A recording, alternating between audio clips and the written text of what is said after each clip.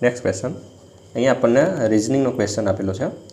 तो જોવા જઈએ તો અહીંયા આપણે મિસિંગ નંબર આપણે ફાઇન્ડ કરવાનો છે, બરાબર। તો આપણે અહીંયા એક રિલેશન જોવા જઈએ તો 5માંથી 130 બનતા દેખાય છે અને 8માંથી શું બને એ આપણે અહીંયા જોવાનું છે, બરાબર।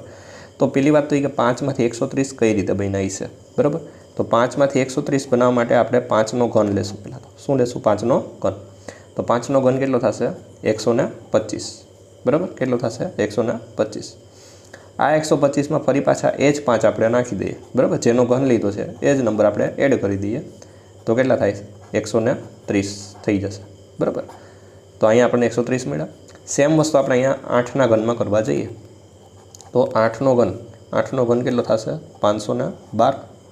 આ 512 માં ફરી પાછા આપણે 8 એડ કરી દઈએ તો કેટલો આન્સર આવશે? 520 આવશે। કેટલો આવશે? 520।